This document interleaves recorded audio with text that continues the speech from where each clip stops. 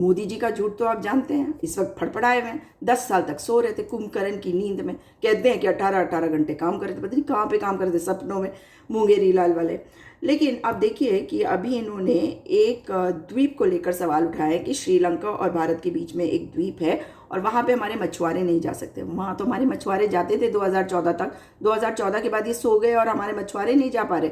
तो इसकी जिम्मेदारी तो मोदी जी को लेनी चाहिए और कहना चाहिए कि हाँ मुझसे गलती हो गई, देश से माफ़ी मांगूंगा, लेकिन वो नहीं करेंगे। अब देखिए इनकी अगर असलियत बताऊं तो भारत और बांग्लादेश के बीच में कुछ ऐसा अग्रीमेंट करके हम चाहते थे कि कुछ ज़मीन जो है वो बांग्लादेश को दिया जाए, मगर इसका जो असम के नेशनलिस्ट ग्रुप्स थे उन्होंने विरोध किया। तो राज्यसभा में जब ये ड्राफ्ट आया था 2013 में, तो इसके विरोध के कारण ये पास नहीं हो पाया। लेकिन जब मोदी जी आए तो उनको लगा कि जो बॉर्डर है उसको मैन करने के लिए, वहाँ पर काम ठीक से करने के लिए बॉर्डर पे भारत और बांग्लादेश के ये ज़मीन उनको दी जा सकती है। ज़मीन दे दी गई बांग्लादेश को, तो ये एक मैत्री संधि के तहत दिया जाता है। लेकिन दरअसल प्रॉब्लम ये नहीं है, प्रॉब्लम ये है कि लद्दाख के ऊपर कोई सवाल ना पूछ ले, चीन के ऊपर कोई सवाल ना पूछ ले। जानते हैं क्यों?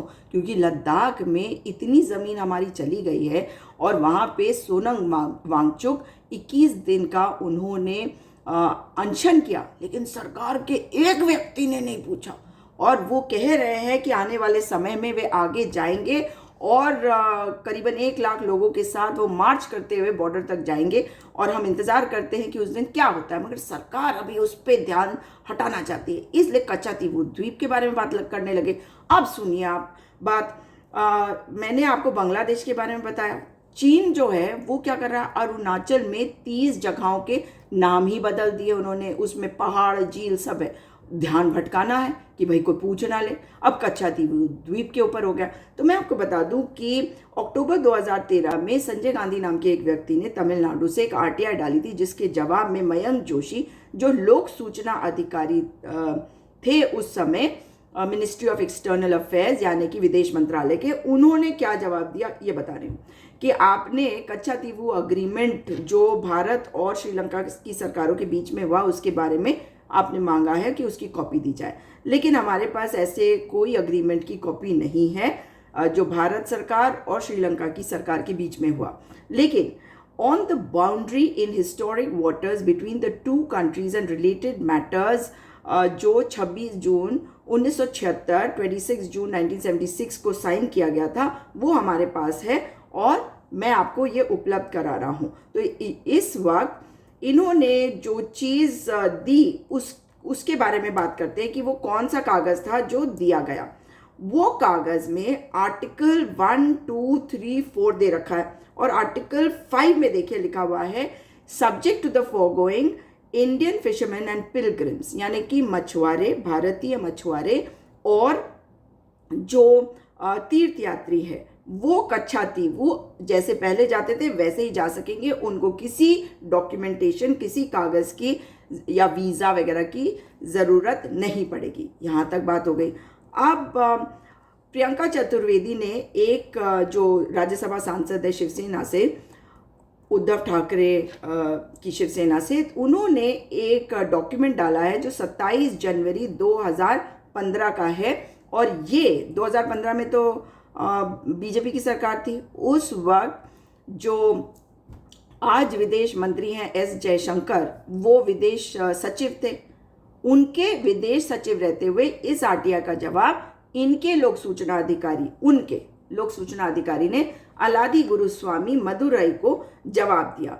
और इसमें लिखा है कि उन्होंने मांगा था कि जो कच्चा तीवू की असलियत है, असली ओनरशिप है, उसके बारे में डिटेल्स चाहिए।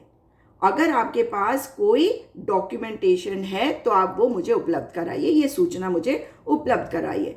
तो जो जवाब दिया गया उसमें लिखा हुआ है कि कच्चा तीवू द्वीप जो है वो श्रीलंका की तरफ, भारत और श्रीलंका के बीच श्रीलंका की तरफ है और 1974 के इस अग्रीमेंट के तहत इसको पाक स्ट्रेट्स में माना गया। और उसके बाद एक 1976 का अग्रीमेंट हुआ जिसे इसको डिमार्केट किया गल्फ ऑफ मन्नार और बे ऑफ बंगाल में।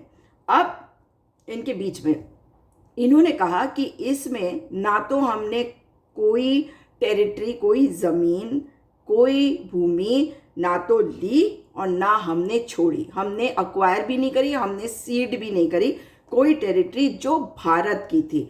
और इसलिए क्योंकि उस समय इस एरिया में कोई डिमार्केशन नहीं हुआ था और इस अग्रीमेंट के तहत जो अग्रीमेंट है वो कच्चा थी, वो श्रीलंका की तरफ था, भारत श्रीलंका के इंटरनेशनल मैरीटाइम बाउंड्री लाइन के तहत। और 1974 और 76 जो मैंने आपको दिखा दिया 76 का, वो एनेक्स्चर इन्होंने लगाए।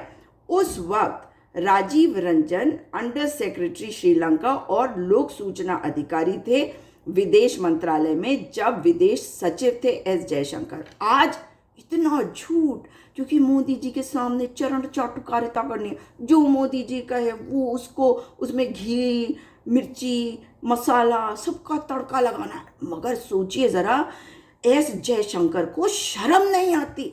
अब ये राजनीति में आए हैं और राजनीति को गंदा कर रहे हैं, क्योंकि जब ये अधिकारी थे, ये विदेश सचिव थे, तब ये कहते हैं कि ऐसा कोई अग्रीमेंट नहीं है और हमने कोई ज़मीन छोड़ी नहीं, हमने कोई ज़मीन ली नहीं। और अब कह रहे हैं कि वो, आप समझ गए, कांग्रेस की सरकार, नेहरू जी की वजह से हमने ज़मीन दे दी। कुछ भी, कुछ भी।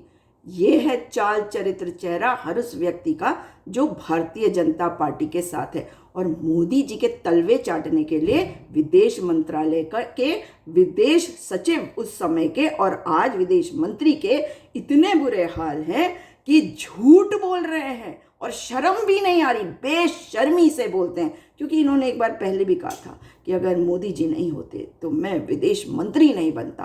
तो भाई, अगर उन्हीं की वजह से ये विदेश मंत्री बने, पढ़ाई लिखाई गई तेरा भाई, और जो ये IFS थे वो तो बिल्कुल ही बेकार था, इनके माता पिता ने इन्हें पढ़ाया, मगर वो सारी पढ़ाई बिल्कुल बेकार। वो जो नौकरी की इन्होंने कांग्रेस के शासनकाल में, अन्य सरकारों के शासनकाल में, तो बेकार था, क्योंकि इन्होंने तो अपनी असली चरित्र अपना अब दिखाया है। यही है भारतीय जनता पार्टी का चाल चरित्र चेहरा और विदेश मंत्री का की शर्मनाक शक्ल, असलियत।